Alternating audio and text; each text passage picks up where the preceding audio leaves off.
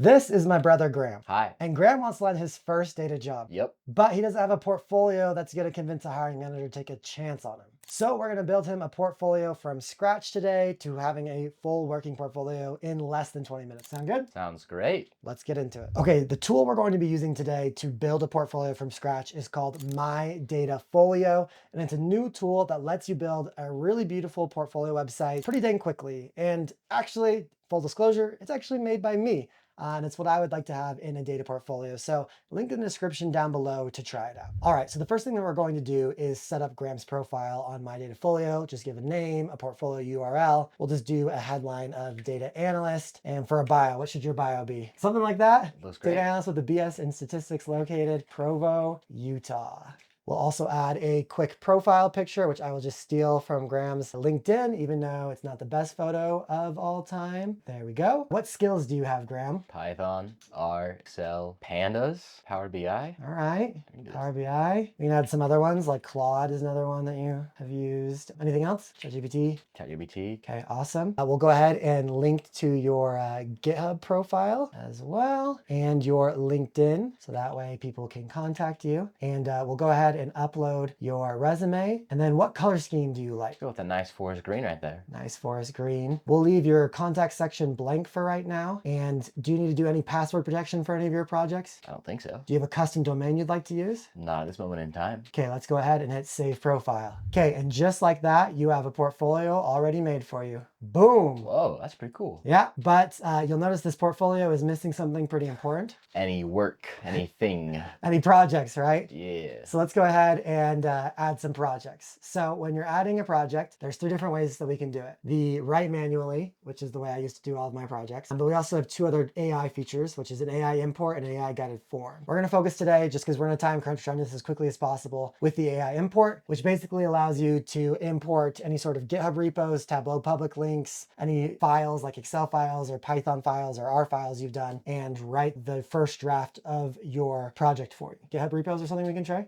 Oh, we got a couple that we can try. Okay, so let's go ahead and try the AI import. All right, this is Graham's GitHub repositories. It's definitely a little bit messy, definitely maybe needs some love, but let's take a look. Which one of these repos do you feel like could be your first project? Which one would be good? Let's start with the non-paramedic log linear medical costs. Okay, we'll start here. Yeah. Okay, awesome. And what exactly is this repo, I guess? It's a school project that delves into different information, data to quantify like how smoking and different factors affect medical costs on an annual basis. Is this like a homework assignment? Yes. So like anyone who has done any sort of homework assignment, this is basically just a homework assignment. Yes. And it looks like it's in Python? Yeah. Okay, interesting. I don't know much about this, so we're just gonna try it. So all you have to do is grab the repo link right here, go back to our AI import, go ahead and give the URL. Is there any other details that we should give it or any other instructions? I don't know. All right, let's just go ahead and hit generate project article. This will take a few seconds to read through everything inside of this GitHub repo and actually do the write-up. All right, so it just finished doing your project write-up here. It made the title non-parametric and log linear medical cost analysis. That's an interesting name. Okay, we're just gonna keep it as it is. It gave you this URL slug. It gave you this summary, a case study that combines non-parametric techniques and log linear modeling to predict and interpret highly skewed medical cost data, improving forecasting robustness and interpretability. Sounds pretty professional. That sounds very professional. And then here's an overview, the problem, the approach, data and methodology, key findings, results and impact, conclusion, all written for you. Let's look at the results and impact. It says more. Do you remember anything about this project? Yeah. Take a look. Can you read these results and impact and see if it makes sense or not? Yeah.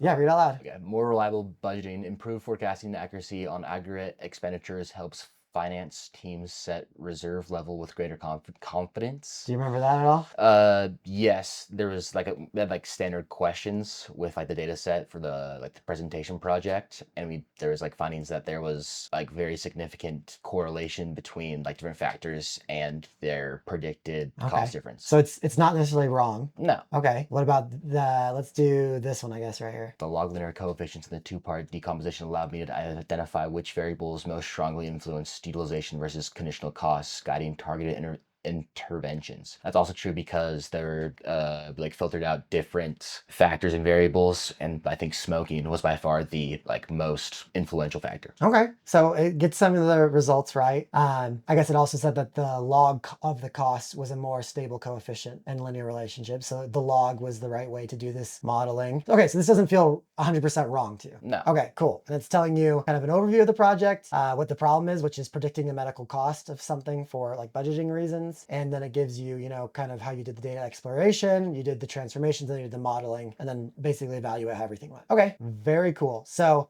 we can hit save project right here on this project. And now if you go back to your portfolio and you hit refresh, boom, Whoa. you got a project right here, right there, That's all easy. ready for you to. It's really easy. That's what I like to hear. Okay, awesome. Let's do another one. What is another project or another repo that we should do? Let's do the MBA heat map. All right, let's do NBA heat map right here. I'm just gonna copy and paste up here, go back to add project, AI import, paste this right here. Any other instructions? No, I think my .md files are pretty good. Okay, generate project article, and we'll see what it does. All right, it just finished. NBA Shot Heat Map Explorer. Let's see. So I built an NBA Shot Heat Map Explorer to turn raw NBA shot and play-by-play data into actionable, visible, intuitive insights. Is that what this project's all about? That's exactly what it's about. Okay, let's see. So then it goes through problem, the approach, data and methodology. So you're getting the data from the MBA API. Correct. Okay, then doing some filtering, some spatial aggregation with a hex bin stuff going on. Yep. Okay, awesome. Then you're doing some kernel density estimators. Okay, great. Key findings, distinct row profiles are clearly displayed. Hidden inefficiencies surface quickly. Strategic matchup.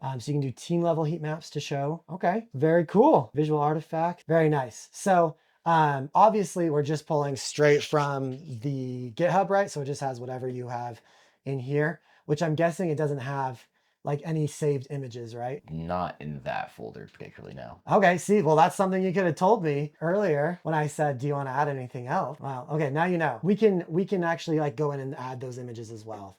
So that would help you. So let's go ahead and hit save project. Let's go back to our portfolio and let's hit refresh on the full portfolio and boom, you got 2 projects. Now I did see that on your LinkedIn the other day, you had posted about this project, right? Yes. So let's see, here's your LinkedIn page and here's the image I saw that you posted.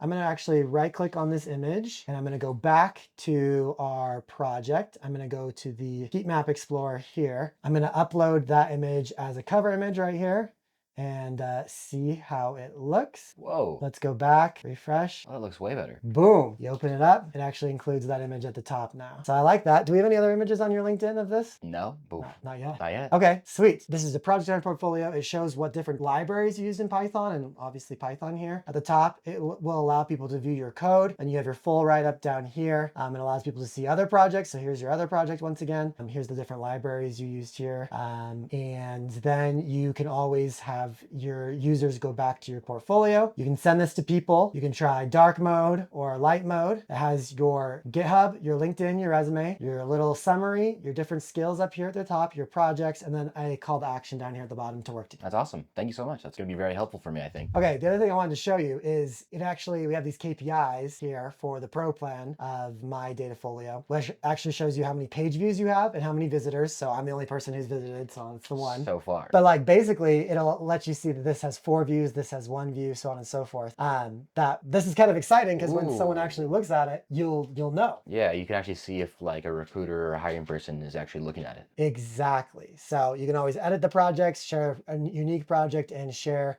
your portfolio from right here. That's awesome. I'm excited to actually use this and get in there and edit a few things around. All right, there you have it, folks. I don't know how many minutes that took, but hopefully less than 20. And Graham went from having no portfolio, just like some loose homework projects or some projects that he's done in GitHub. You can even just upload a file. For instance, in add projects, you can actually just upload like your Python file or your Excel file and it will try to do its best. Obviously, the more information you give it, the better it will do. But hopefully that gets you guys excited to go try out mydatafolio.com and try it out for themselves. Yeah, I'm excited to go and actually try and apply to a few more jobs with this. All right, link in the description, test it out. Let me know what you guys think.